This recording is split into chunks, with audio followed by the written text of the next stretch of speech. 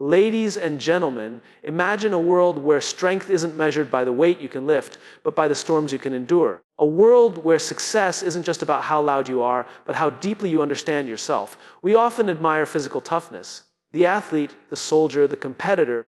But the truth is, emotional strength is what truly sets people apart. It's what allows you to stay calm when chaos erupts, to keep moving forward when life knocks you down, and to choose growth over comfort. In a world full of noise, pressure, and endless comparison, being emotionally strong is no longer optional. It's essential. So today, I invite you to look within, because emotional strength doesn't come from pretending everything's fine. It comes from building the right habits. Quietly, consistently, and intentionally. This is not about being perfect. This is about being prepared. Let's uncover the 10 habits that emotionally strong people live by, and how you can make them part of who you are. Let's begin. Emotional strength starts with clarity, not control.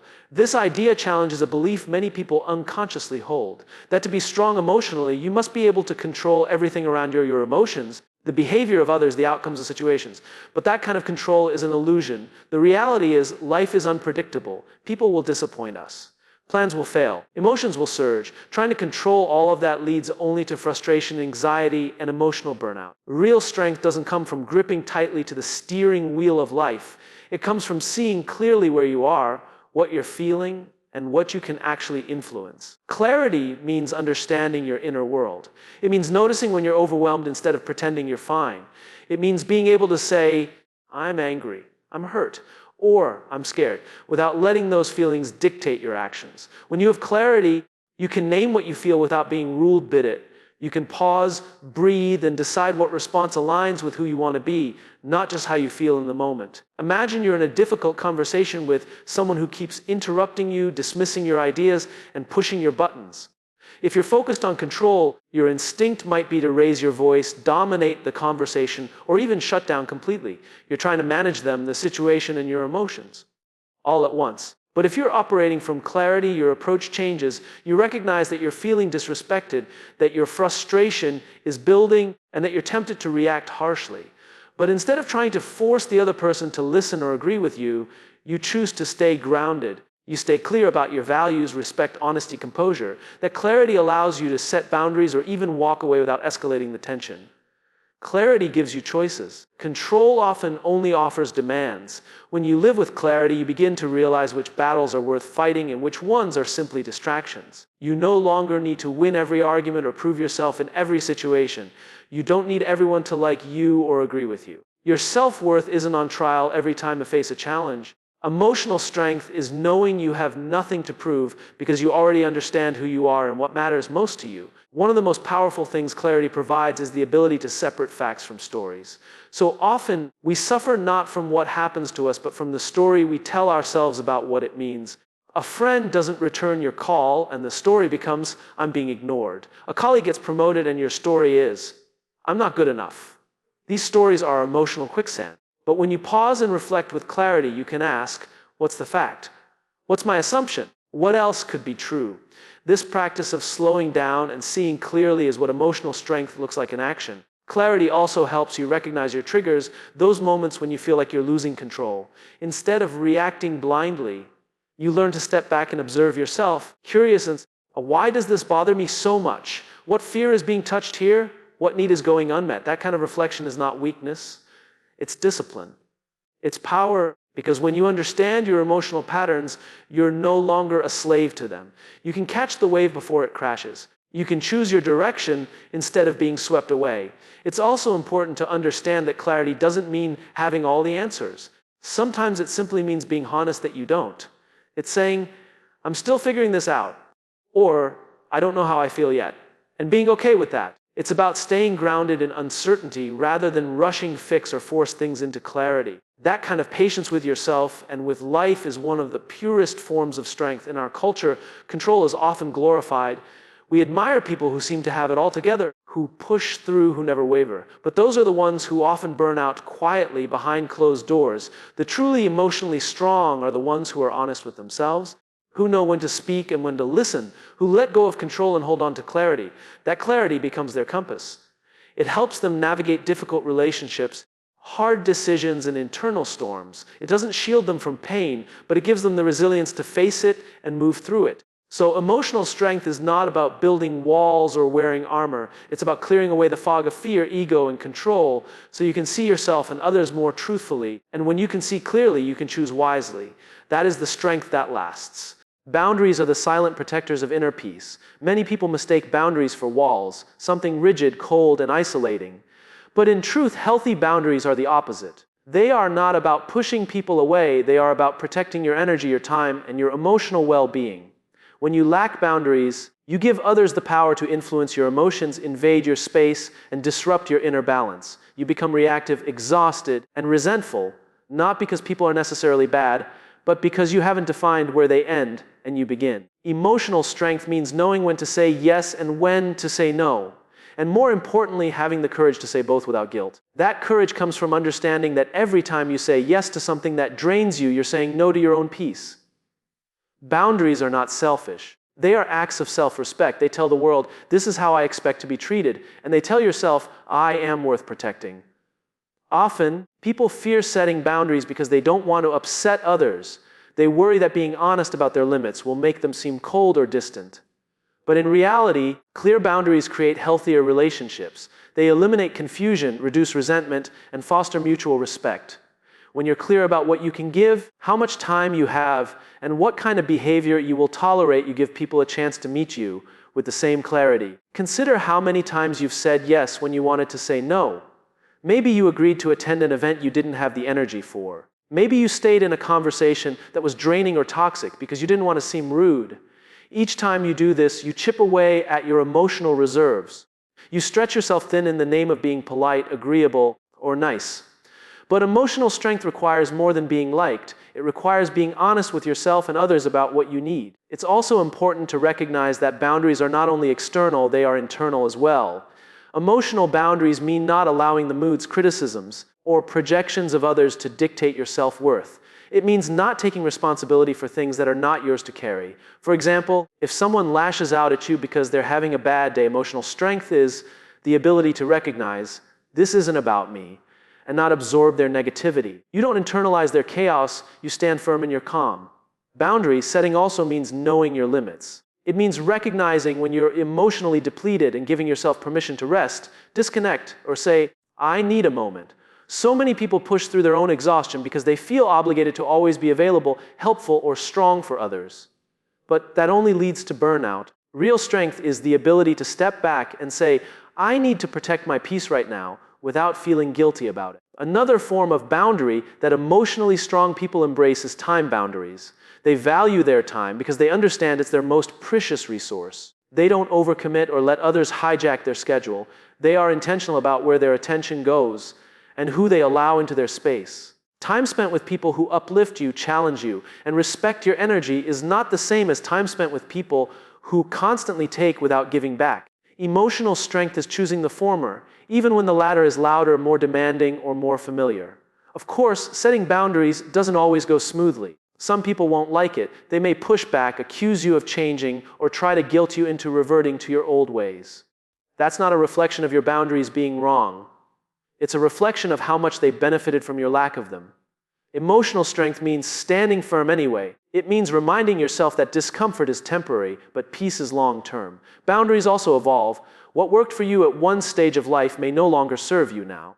Part of emotional maturity is reassessing your boundaries as you grow. You learn to speak up earlier, to exit situations faster, to protect your peace more fiercely. You stop explaining yourself to those committed to misunderstanding you. You realize that being accessible to everyone is not a virtue, it's a vulnerability. And it's okay to close the door to people or environments that continually cross the line. In the end, boundaries are not about building distance. They are about creating space for the right things to grow, respect, understanding, and self-worth. They are not loud or aggressive. They are quiet acts of courage that say, I know who I am, I know what I need, and I'm willing to protect that. That quiet strength is what gives emotionally strong people their calm, their clarity, and their resilience. It's not about shutting the world out. It's about letting the right things in. Responding is power, reacting is weakness. This idea goes deeper than mere communication. It defines how emotionally strong individuals navigate conflict, pressure, and unexpected challenges. Emotional strength is not just measured by how composed you appear in good times, but by how intentionally you behave when things go wrong. In moments of tension, reacting is the easy path. It's instant, fueled by emotion, and often regrettable. But responding, pausing, reflecting, and then choosing your action that requires discipline, self-awareness, and a sense of purpose.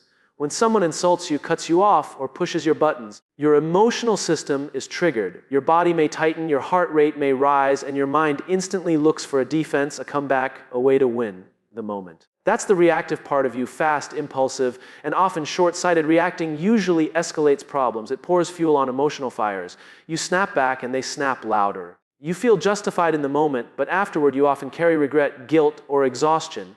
Emotionally strong people don't deny that initial emotional surge. They feel it fully, but they don't let it lead them. They insert space between stimulus and response. That space is everything. It's where wisdom lives. It's where intention overrides instinct. Responding doesn't mean being passive or soft. It means being strategic. It's about choosing words and actions that align with your values, your goals, and the outcome you truly want, not just how you feel in the heat of the moment. For example, imagine you're in a meeting and a colleague publicly criticizes your idea in a dismissive tone. The reactive impulse might be to defend yourself harshly, shut down, or counterattack. But none of those reactions improve the situation. A response, however, would look different. You might take a breath, acknowledge their perspective calmly, and then assert your own view with clarity and professionalism. This doesn't just preserve your dignity, it earns respect. It shows that you're not emotionally hijacked by others. You're grounded, composed, and in control of yourself. This principle applies beyond conflict, too. Reactivity shows up when plans fall apart, when you receive unexpected news, or when life doesn't go as you imagined. Emotional strength shows up when you can take a moment, process your feelings, and then act in a way that reflects your character, not your chaos. That's what makes response powerful. It brings control back to your side of the table. You may not control the event, but you absolutely control your next move. Building the habit of responding over reacting requires practice. It starts with awareness. When emotions rise, notice the sensation. Name the feeling: anger, fear, disappointment, frustration. Labeling emotions gives your brain space to regulate them. It signals that you're not at the mercy of the feeling. You're observing it. Then ask yourself, what is the best version of me in this moment? What would that version say or do? These questions create the pause needed to shift from reactivity to intentional response. Breathing techniques, mindfulness, and journaling are all tools emotionally strong people use to strengthen their response muscle. They understand that emotional regulation is not a trait you're born with, it's a skill you develop. The more you practice, the more natural it becomes to pause before you speak, to think before you act, and to lead with principle instead of pressure. Responding is also about knowing when not to engage. Sometimes the most powerful response is silence. It's walking away, setting a boundary, or letting someone else's words echo unanswered. It's the refusal to be dragged into emotional games or power struggles. Reacting might feel satisfying in the short term, but responding sustains your strength in the long term. It keeps you aligned with your values and builds a reputation of maturity, restraint, and leadership. One of the hardest parts of this principle is resisting the urge to be right. Reactivity often comes from ego, the part of us that wants to prove, win, dominate, or defend. But emotional strength isn't about being right, it's about being wise. It's about understanding that not every situation needs a reaction. Not every insult deserves attention, and not every conflict needs a victor. Responding is choosing peace over pride, growth over ego, clarity over chaos. In relationships, whether personal or professional, this habit changes everything. When you stop reacting, you stop fueling toxic patterns. You communicate with empathy and assertiveness instead of defensiveness or blame. You listen more and assume less. You make space for others to be heard while honoring your own truth. That balance builds trust, connection, and stability. It makes you a safe person, safe for others to approach and safe for yourself to rely on. Ultimately, the shift from reacting to responding is a mark of inner mastery. It is emotional strength in motion. It's not about being emotionless. It's about being emotionally wise. When you respond instead of react, you stop giving others the power to control your state of mind. You become the author of your actions. And in doing so, you reclaim your peace, your purpose, and your personal power. Self-awareness is the foundation of resilience. Emotional strength does not begin with external achievements or recognition, it begins within. It starts by understanding who you are, how you feel, what you value, and why you react the way you do in various situations. Without self-awareness, even the most intelligent or talented individuals can find themselves overwhelmed by their emotions, trapped in patterns they don't understand, and disconnected from their true selves. Self-awareness is the light that exposes these hidden patterns, and in doing so, offers the power to change them. When you are self-aware, you are able to pause and ask yourself, What am I feeling right now? That simple question is powerful. Most people move through life reacting to their emotions without truly identifying them. They say, "I'm fine," when they're actually anxious, or "I'm angry," when underneath that anger is hurt or fear. Emotional strength requires the ability to dig deeper, to name emotions accurately, and to understand their roots. You can't manage what you don't understand, and you can't heal what you don't acknowledge. For instance, let's say someone criticizes you in public. Without self-awareness, you might instantly feel defensive, raise your voice, or shut down. You experience the discomfort, but you don't know where it's coming from. With self-awareness, you notice your reaction, pause, and reflect. Why did that hurt so much? Is this reminding me of a past wound? Am I feeling embarrassed, ashamed, or insecure? That clarity helps you respond thoughtfully rather than react emotionally. It puts you back in control of yourself. Self-awareness is also about recognizing your triggers.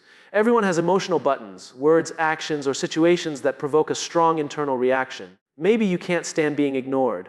Maybe rejection causes you to spiral. Maybe you become anxious when things feel out of control. These triggers are often rooted in past experiences, and if you're unaware of them, they'll keep pulling you into emotional storms.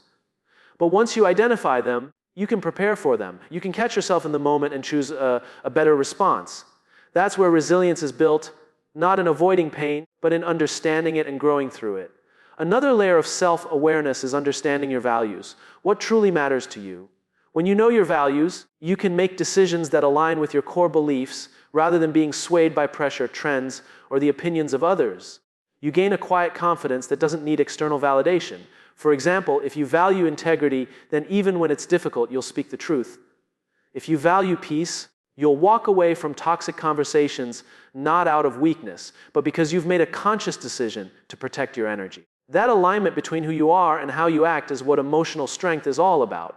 Self-awareness also improves your relationships. It helps you understand how your behavior affects others. You become more empathetic, more honest, and more compassionate. You recognize when you're projecting your fears onto someone else, when you're being defensive instead of open, or when you're avoiding conflict instead of resolving it. This kind of reflection helps you repair trust, communicate more clearly, and build deeper connections. Emotionally strong people are not perfect. They are accountable. They own their flaws, apologize when necessary, and keep growing. But becoming self-aware is not always comfortable. It requires facing parts of yourself you may have avoided for years, the insecurities, the patterns, the regrets. It demands radical honesty and the humility to say, "I still have work to do."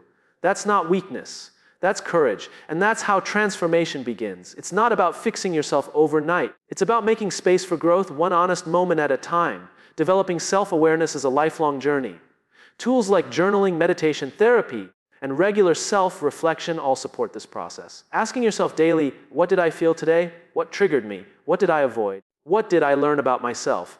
Can create enormous growth over time. The more you get to know yourself, the less power the world has over you. You stop chasing approval, stop fearing failure, and start living from a place of truth. In the end, resilience doesn't come from pretending you're okay. It comes from knowing when you're not and choosing to understand and navigate that experience with compassion and clarity. Self-awareness doesn't eliminate struggle, but it gives you the tools to face it with strength and wisdom. It allows you to stay grounded when life gets turbulent. It helps you hear your inner voice in a world full of noise. And most importantly, it connects you to the only person you are truly responsible for, yourself. That connection is the unshakable foundation upon which all emotional strength is built. Vulnerability is not a weakness. It is a form of strength that emotionally strong people understand and embrace.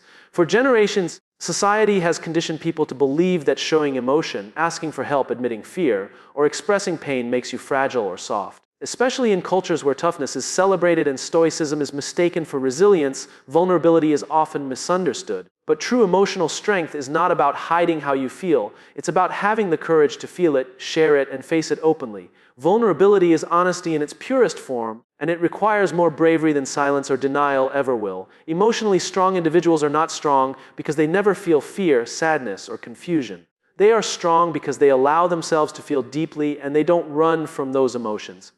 They cry when something hurts. They reach out when they're struggling. They express their needs. This openness doesn't make them dependent, it makes them human.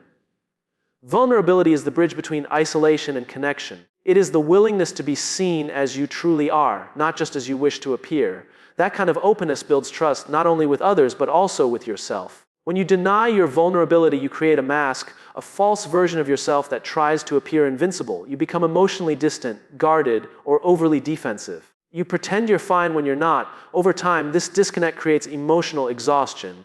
You start to feel unseen, misunderstood, or even hollow. But when you allow yourself to be vulnerable, you give others permission to see the real you. And more importantly, you begin to see and accept yourself fully. That's where inner strength begins.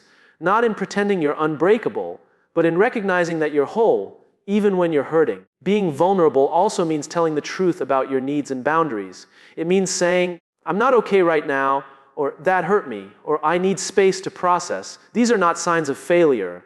They are signs of emotional intelligence. They show that you are aware of your emotional state and that you respect yourself enough to express it. It takes courage to admit you need support. It takes strength to say, "I don't know," or "I'm afraid," because it requires you to lower your armor and trust that doing so won't make you less, but more. In relationships, vulnerability is what transforms surface-level interaction into deep connection.